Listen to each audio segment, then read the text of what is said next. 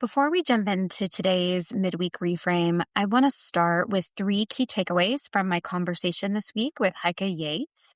So if you haven't listened to Monday's full-length episode, that's episode 98 yet, I highly recommend you going back and starting there because we explored how midlife can become a turning point for women who have spent much of their lives performing, caretaking, and holding everything together. But today, I want to slow things down and highlight 3 ideas that really stood out to me from Monday's interview with Heike. And takeaway number 1 is that many of the habits that helped us succeed earlier in life were actually survival strategies rooted in trauma and attachment patterns.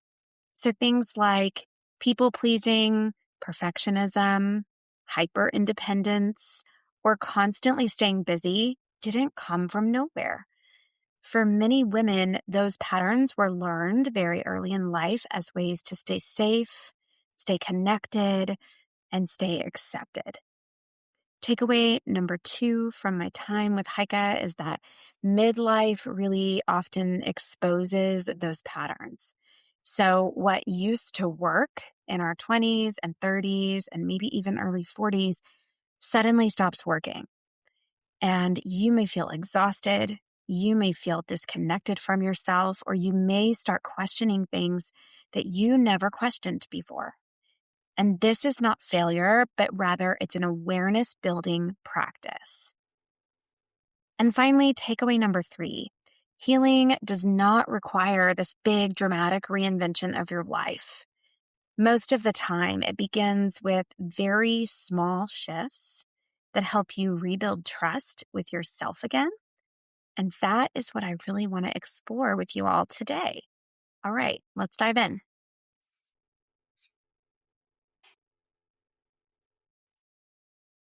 Welcome to Reclaiming Me, a trauma-informed podcast helping women with complex PTSD heal the lasting impact of childhood attachment wounds from parents and caregivers, so you can finally release people-pleasing and perfectionism and learn to trust in relationships, beginning with the one you have with yourself. I'm your host, Cindy Payne, therapist, trauma specialist, and a woman who has walked this path both personally and professionally. So welcome back, everybody. And if you've listened to episode 98, my full-length episode on Monday with Heike Yates, you will have heard one of the themes that came up in our conversation was around identity. And Heike shared a story about having to stop running because of knee pain. And she described something that I think so many people experience at midlife. She said that she realized she had built part of her identity around being a runner. So when she had to stop running, the question became, who am I now? And that question doesn't just show up with exercise. That question, who am I now, shows up in relationships. It shows up in parenting. If any of you have moved from having children in the home to the empty nester phase, it shows up in career transitions. And especially for women who have learned early on that their primary role was to be the responsible one, the helpful one, the strong one. And when those roles start to shift in midlife, it can feel like the ground underneath you is moving. But what really is happening is something much deeper. And many trauma-informed therapists talk about how attachment patterns shape our identity. So if you grew up in environments where, let's say, love or approval felt conditional, your nervous system might have learned things like be helpful, be agreeable, do not make things harder for people. And over time, those behaviors can become your whole personality. but they're actually survival strategies that started early on. And then midlife happens and often becomes this stage of life where those strategies start to feel heavy. And you might start noticing things like feeling more resentment than you used to feel. You're more tired maybe than you used to be physically, emotionally, mentally. Or maybe you suddenly feel less interested in maintaining these roles that used to define you. Sometimes people will interpret this stage as burnout. Sometimes they call it a midlife crisis. But I think Brené Brown describes it best when she calls this a midlife unraveling. It's the moment when the armor that we've worn for decades begins to loosen. And for CPTSD survivors, this is really important because if you grew up with trauma or insecure attachment patterns, that unraveling can feel so scary because, again, these are strategies that promised you safety and they delivered for a long time. But here's the truth.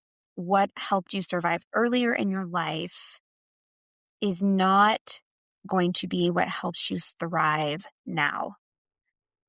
And midlife is often the stage where your nervous system begins asking, begging for something different. More honesty, more boundaries, more self-compassion. Another moment from the conversation on Monday with Heike that stood out to me was when she talked about the good enough effort. And I have to say, as a recovering perfectionist myself, I am all about the good enough effort, or as my Truth with Food coach calls it, the C plus effort.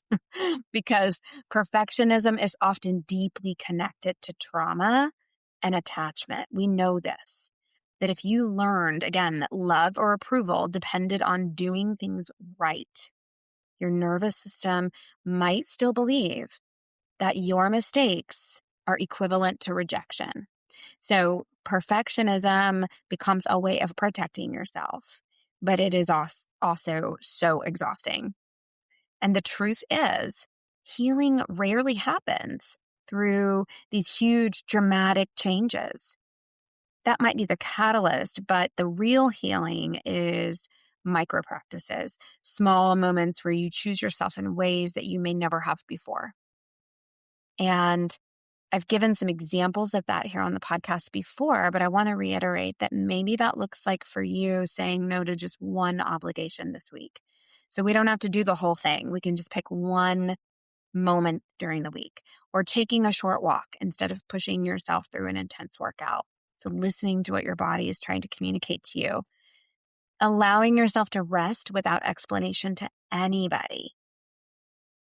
These moments might seem small, but if you have spent decades abandoning yourself in the, service of maintaining connection with others, they are incredibly powerful. So here's a small reflection to sit with this week. Ask yourself, where in my life am I still performing for approval instead of responding to my own needs? And you don't have to fix that. You don't have to change everything. I'm just asking you to notice it. Because again, awareness is often the first step towards building a more secure attachment with yourself. So before we wrap up today's midweek reframe, I want to return to those 3 key takeaways from the beginning. First, people-pleasing and perfectionism are often rooted in trauma and attachment patterns. They were strategies that your nervous system learned to keep you safe and connected. And second, midlife often exposes those patterns because the very roles and identities that once defined us start to shift. And third, healing does not require reinventing yourself overnight. Healing begins with small, compassionate choices that help you rebuild trust with yourself. And midlife is not the end of your story. For many people, it's the moment when they finally begin writing a chapter that feels most honest. So thank you for spending this time with me today. And if this episode resonated with you, please consider sharing Monday's conversation with someone who might need to hear it. And as always, take gentle care of yourself this week. And I'll see you back next Monday for another full-length episode of Reclaiming Me. Thanks, everybody. Thank you for spending this time with me today. I hope you leave feeling a little lighter, a little more grounded, and a little closer to trusting yourself and your inner experience. If this episode resonated with you, please follow or subscribe so future conversations can meet you when they're needed. And if someone came to mind while you were listening, consider sharing this episode with them. That's one of the ways this work reaches the people who need it the most. You can find me on Instagram at Cindy Payne Rooted, and you can also visit me at cindypayne.com, where you'll find all episode links, blog posts, practice updates, and a free people-pleasing style quiz designed to help you notice your patterns with more compassion. And remember, every small step towards healing, self-trust, and presence matters. You are worthy of this journey. Thanks, everyone.